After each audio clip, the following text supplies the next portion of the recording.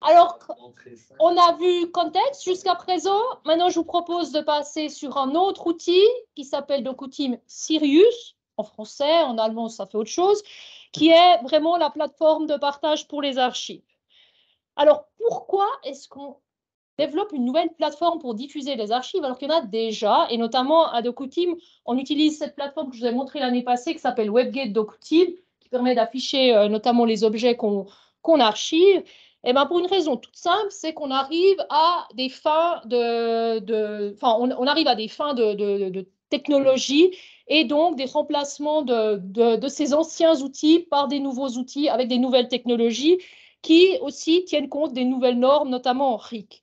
Donc, la réflexion à DocuTeam, si on voit un peu l'écosystème des outils de DocuTeam Cosmos qu'on vous a brièvement présenté avant, donc on voit qu'il y a la partie ici avec les outils plutôt consacrés à l'archivage, avec DocuTeam Packer, FIDER et Box qu'on a montré l'année passée, je vais pas revenir cette année là-dessus. Et donc, ces deux nouveaux outils qu'on est en train de développer, DocuTeam Context et Sirius, donc qui viennent remplacer des anciens outils qu'étaient DocuTeam Curator et DocuTeam WebGate, ou Atom, qu'on utilise aussi chez certains clients. Donc, on va vraiment remplacer ces deux outils pour avoir vraiment tout l'écosystème qui soit compatible avec ces nouvelles technologies. Et aussi, enfin, pour les personnes qui s'y connaissent un peu, on reconnaît qu'on reste dans le schéma OAIS traditionnel avec de l'ingest, du versement en archive, de la préservation, de la gestion des métadonnées et donc l'aspect diffusion avec DocuTeam Sirius. Donc, DocuTeam Sirius, qu'est-ce que c'est? En fait, c'est tout simplement une plateforme web en CMS avec Drupal qui permet de mettre à disposition les choses. Donc, je vous propose d'aller directement dans la partie présentation. Et voici donc les données des archives de la mémoire oubliée sont présentables au grand public. Je suis avec mon navigateur web ici, c'est un site web. D'ailleurs, si vous avez Internet chez vous, vous pouvez taper https sirius3-machin truc chose. Je pense que vous l'avez parce qu'il n'est pas protégé aujourd'hui. Donc, vous pouvez voir l'inventaire des archives de la mémoire oubliée. Voilà, avec donc une page web où on a mis une photo de mémoire ville ici, donc fait naturellement par les bienfaits de l'intelligence artificielle. C'est une peinture. Avec quelques informations ici sur les archives. On peut mettre des liens, on peut justement aller chercher par le plan d'archivage ou directement via des mots-clés. On retrouve également ici cette structure avec la structure de classement. Enfin, je peux vous montrer directement la structure de classement. On va commencer par ça, où on va retrouver ici donc les informations qu'on avait dans Context avec ces archives institutionnelles. On peut aller voir si on va retrouver une autre charte. Enfin, je pourrais même faire la recherche ici charte, puisqu'on sait qu'il existe une charte, ça nous donne un résultat, charte constitutionnelle, hein, vous vous rappelez qu'il avait rajouté le constitutionnel tout à l'heure, ça n'a pas été prévu à l'avance, hein, il l'a vraiment fait avant. Et voilà, donc on voit cette charte qui mesure 3 cm, 3 cm, et pas linéaire, je ne sais pas pourquoi ça ne s'est pas mis. On reconnaît ici du ISAG tout à fait classique, hein, avec l'historique de la conservation, voilà, la présentation du contenu. De nouveau, si vous avez un accès web aujourd'hui, vous pouvez aller lire le contenu. Hein. Je ne sais pas comment les instanciations sont mises. Elles ne sont pas mises. OK, elles ne sont pas mises, les instanciations. Donc, voilà, on peut naviguer soit avec ce filtre en recherche, soit via la structure de classement. On voit aussi qu'ici, il y a des archives privées, 37 archives privées. On peut descendre. Alors, bon, moi, je me suis amusée sur Champignac parce que c'est un peu mon dada, où j'ai essayé de voir aussi si on pouvait faire des descriptions dans des caractères bizarres. Et oui, ça marche. On peut mettre Funes el Memorioso en japonais. J'ai une description qui a été reprise de contexte. Donc voilà, c'est tout à fait classique. De nouveau, pas de grande surprise ici. C'est vraiment des données qui sont prises de contexte et qui sont mises ici avec, je pense, un petit robot, je pense, qui tourne et puis qui met à jour dans l'interface web. Donc voilà, ça c'est ce que je voulais vous montrer en gros par rapport à Sirius et donc aux archives de la mémoire oubliée.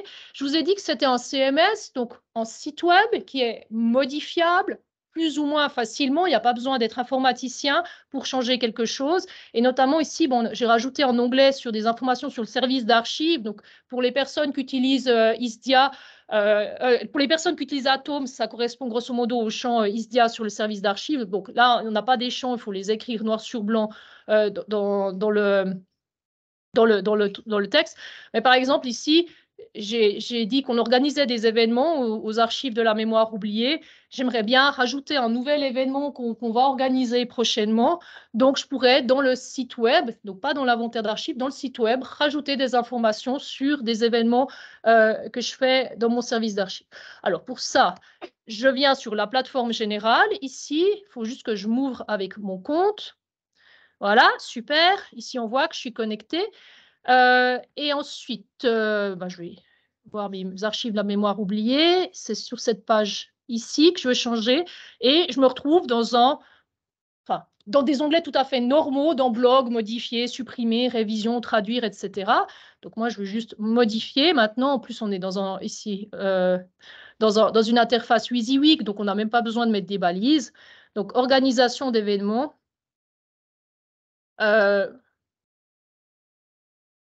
Bien joué à cache-cache. Dans nos archives. Chaque 4e mardi du mois, je trouve que c'est toujours chouette de venir les 4e mardis. C'est le même jour qu'il y a la chasse aux poissons d'argent, donc on peut faire les deux ensemble. Et j'enregistre ma modification. Et si je reviens maintenant sur ma page, alors là, je suis toujours en mode modification, mais je pourrais me déconnecter. Comme ça, je reviens sur la page grand public.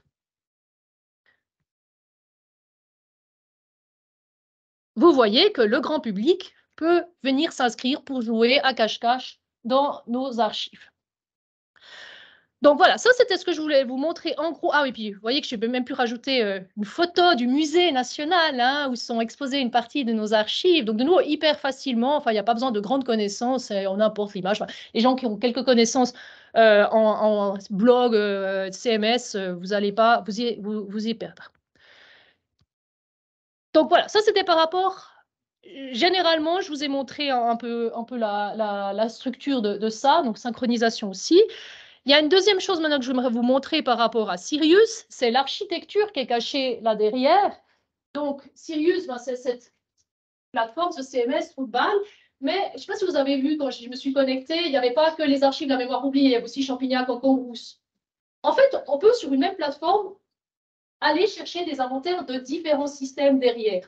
Donc, on peut avoir potentiellement deux archives. Donc, ici, Champignac en Cambrousse, et puis ici, mémoire oubliée ou la ville de Baden.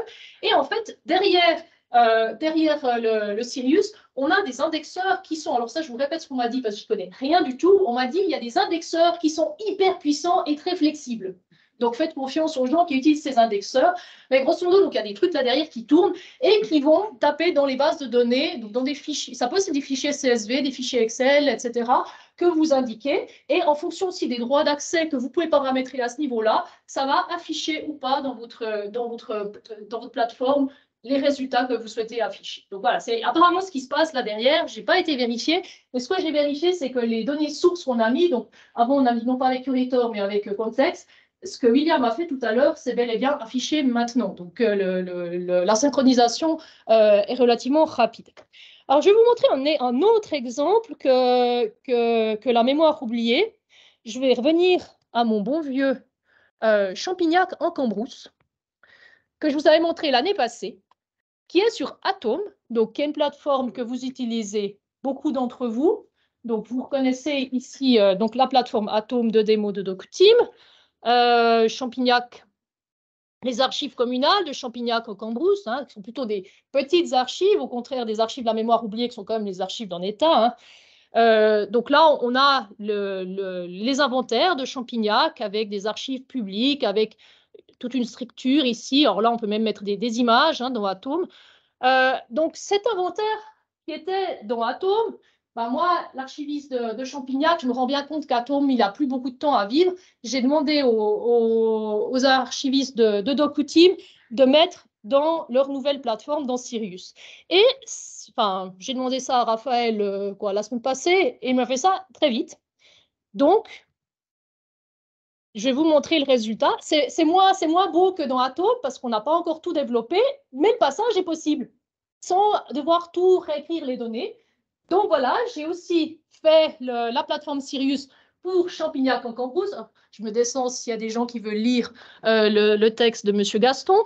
Avec, bon là, j'ai pas, on voit qu'il n'y a pas l'onglet sur rechercher dans nos archives, je l'ai mis ici, le texte, mais où potentiellement, je peux de nouveau faire une recherche ici dans la structure, ou avec de nouveau les champs qui viennent de Atom, hein, c'est de nouveau du ISAG tout à fait classique qu'on va retrouver ici, qui sont écrits, ou potentiellement aussi une recherche,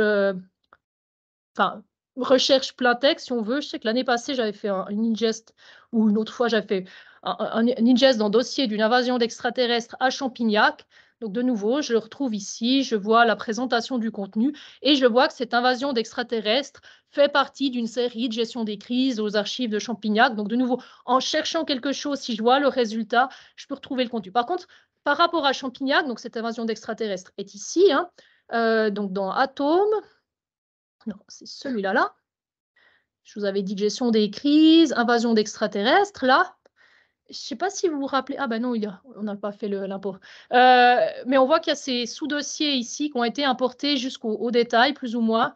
Donc, on va retrouver ici, si j'ouvre œuvre. Je ne sais pas si vous avez vu tout à l'heure qu'il y avait des trucs bizarres qui s'étaient... Enfin, bizarres, non, c'est des documents. Hein. Il y avait des documents qui s'étaient ouverts. Donc, on va retrouver... Ça, je crois que je peux le fermer, celui-là. Ici, le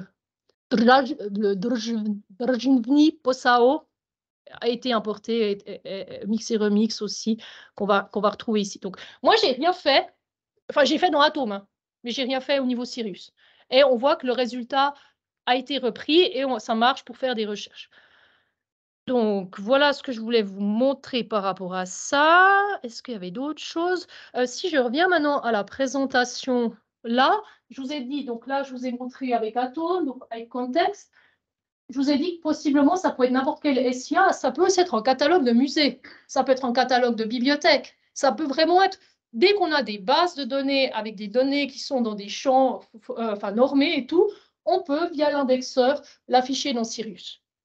Dernier exemple avec Sirius, je vais vous prendre cette fois-ci non plus des archives fictives, mais des vraies archives. Donc là, on voit ces trois archives qui s'affichent dans cette même page web. Donc ici, les archives de la ville de Baden, alors elles seront en allemand. Vous voyez qu'ici, je suis en allemand, mais vous voyez que le menu reste en français parce que je me suis mis... Enfin, je peux changer ici. Là, si je me mets en allemand, vous voyez que c'est Hilfe et non plus aide. Et en anglais, c'est aussi Hilfe. On sait bien qu'en anglais, c'est Hilfe. Donc, dans les archives de Baden, ce qui m'intéresse là, c'est le côté salle de lecture virtuelle. Pourquoi je vais vous montrer Baden? Bon, déjà, c'est des archives qui sont relativement grosses. Il y a environ 270 000 éléments qui sont inscrits là-dedans. Ce n'est pas les 2 millions, etc., mais ça reste quand même des bonnes grosses archives. Et surtout, il y a beaucoup d'objets numériques qui sont donc archivés via DocuTeam Cosmos, mais qui sont ici affichés. Parce qu'on n'a pas fait le travail pour Atom, mais on l'a fait pour Curator. Donc, je vous propose, pour les archives de la ville de Baden, de faire des recherches. Enfin, je ne vais pas vous montrer toute la structure, grosso modo, on s'y retrouve, ça me chose, en plus en allemand, mais je vous proposais de faire des recherches sur des mots, pas en allemand, parce qu'on ne va pas parler en allemand aujourd'hui, mais sur des noms de villes. Et comme William, tout à l'heure, a réussi à nous caser postmodernisme dans une présentation, moi, j'ai envie de parler de tir fédéral, et check, c'est fait. Donc, dans les archives de Baden, il y a la coupe du tir fédéral de la Chaux-de-Fonds en 1863. Là, on voit qu'en tapant Chaux-de-Fonds, ça va chercher dans l'index le mot Chaux-de-Fonds. Donc, si quelqu'un a écrit la Chaux ou Chaux de fond, etc., ça ne va pas me ramener les résultats. On est vraiment dépendant de ce qui a été écrit par les archivistes derrière. Donc, là, j'ai une liste de 14 résultats. Voilà. Je ne sais pas ce qui vous intéresse là-dedans.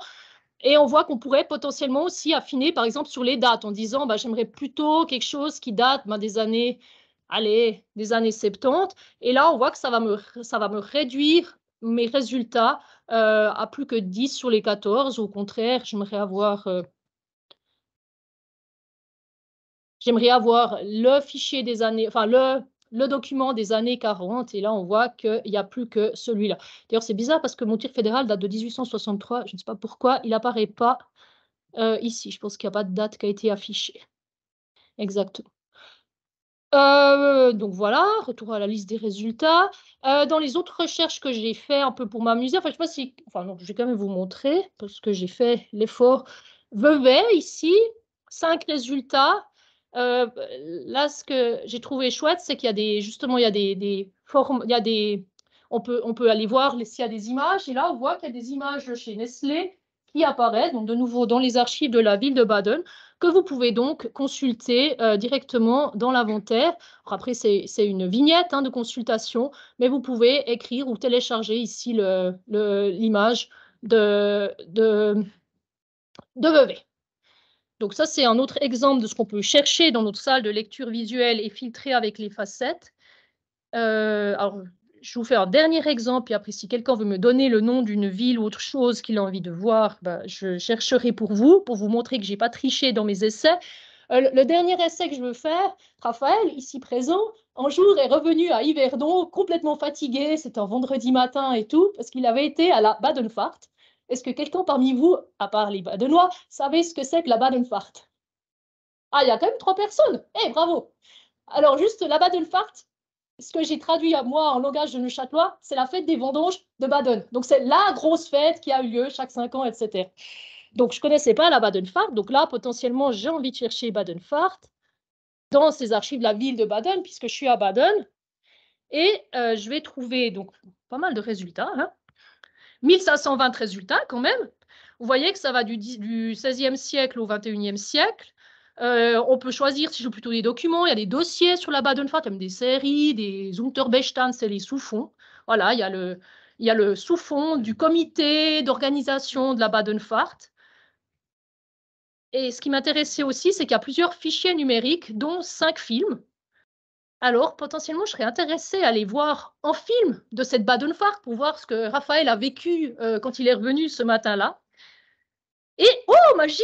Je vois même qu'il y a un truc qui permet de lire le film en présentiel. Alors, je ne sais pas si j'ai le volume sur mon ordinateur, je doute, mais on peut lire des films, écouter des films. Donc, si vous êtes intéressé à la maison d'aller écouter le film sur la Badenfahrt, je vous laisse faire. Enfin, ça doit commencer, 3 minutes. Voilà, donc le film des archives apparaît. Il est là, vous pouvez le voir via l'inventaire. Donc, ça, c'est aussi une des fonctionnalités de Sirius, c'est qu'il y a du visualiseur de vidéos, d'images, etc.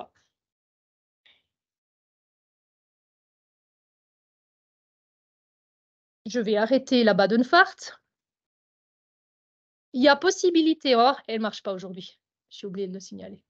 Il y a possibilité de faire des recherches avancées aussi avec des opérateurs booléens et autres. Je voulais faire la recherche pour Neuchâtel ou Neuenburg, puisque Neuchâtel a potentiellement les deux noms. Mais voilà, la page ne fonctionne pas aujourd'hui. Je ne sais pas si quelqu'un veut me donner le nom d'une ville ou lieu pour chercher en direct, pour vous montrer que je n'ai pas triché dans mes 270 000 entrées, que ça va hyper vite. En fait, c'est ça que moi je trouve impressionnant, c'est que je tape mon nom dans mes... Donc, il y a 268 834 résultats totaux, et ça va chercher donc tous les champs. Et puis, vous avez vu qu'avant, j'ai tapé Vevey et pouf, c'est apparu. Je n'ai pas dû attendre. Oui, attends, on va regarder si on trouve Vevey quelque part dans une notice. Non, c'est vraiment immédiat. Si j'ai 400 images, oui. Alors, ça, sous réserve de, pour le moment, ça reste des images comme ça. Il n'y a pas encore le tourniquet là, qui permet de voir. Mais ça fait partie des choses à améliorer, à amener. C'est pour ça aussi qu'on travaille avec vous. Donc, il y a toute une série de fonctionnalités. Tout comme les images qu'on a, ça reste de l'image. Il y a juste ça. Enfin, il n'y a pas de fonctionnalité IIIF, etc. là derrière. Pour le moment. Oui? Visionneuse après l'image. De nouveau, dans un deuxième temps. Là, on reste dans du basique, on est dans notre version 1.0. On vous montre quelque chose qui fonctionne, ça cherche déjà les choses, c'est déjà pas mal. Mais c'est toutes des choses, mettez ça sur votre liste au Père Noël, on développe volontiers avec vous. Non, il y a beaucoup de choses à faire avec un outil de ce genre. Mais je voulais juste vous montrer comment ça cherche vite. Berlin. Berlin, on va voir. Est-ce que les gens de Baden ont été à Berlin?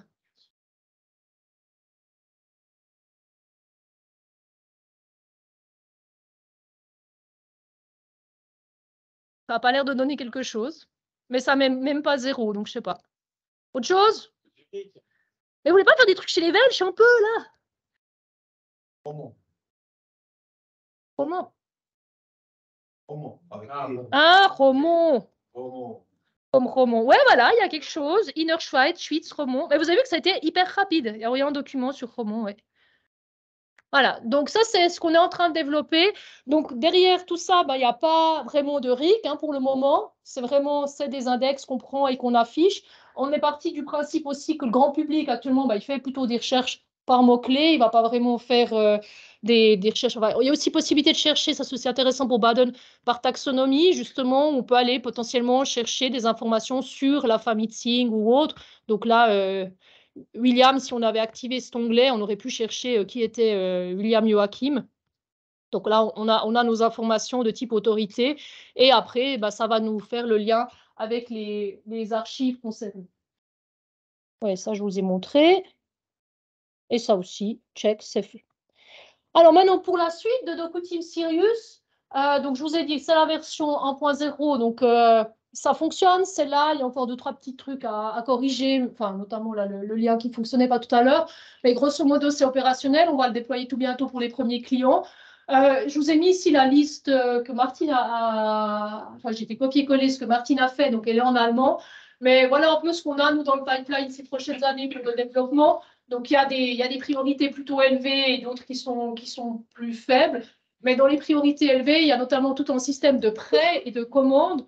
Donc, il faut juste savoir comment on prête des archives numériques, c'est aussi toute une réflexion. Est-ce qu'on envoie des courriels? Est-ce qu'on a justement une sorte de carrousel où on peut se servir, etc. Est-ce qu'il y a à nous de pousser même des informations? Enfin, comme quand vous allez acheter sur Amazon, vous achetez ça, puis on vous propose tout ça en plus. Voilà, il y a toutes ces réflexions à avoir. Mais donc ça fait partie des priorités. Les possibilités d'exporter les données, enfin aussi d'importer, mais d'exporter de manière facile, parce que maintenant c'est possible, mais il faut quand même passer par quelqu'un qui a 2-3 connaissances en informatique. La visualiseuse IIIF, justement, ça me semble nécessaire maintenant d'avoir une salle de lecture qui permet de supporter cette technologie. Et voilà. Puis aussi au niveau des droits d'accès, d'avoir des droits d'accès beaucoup plus fins, on pourrait aller jusqu'au champ qu'on cache ou pas, enfin accès privé versus public. Donc c'est toutes des choses qu'on va développer. Mais justement pour ça, il nous faut des projets et c'est au fur et à mesure qu'on a les projets qu'on développe pour un client et ensuite qu'on met à disposition pour les autres clients. Donc la vitesse d'avancement va se faire en fonction des gens qui acceptent d'avancer vite là-dessus et donc de payer le développement. Moi, j'ai fini pour ma partie Sirius. Je ne sais pas si vous avez des questions encore par rapport à ça.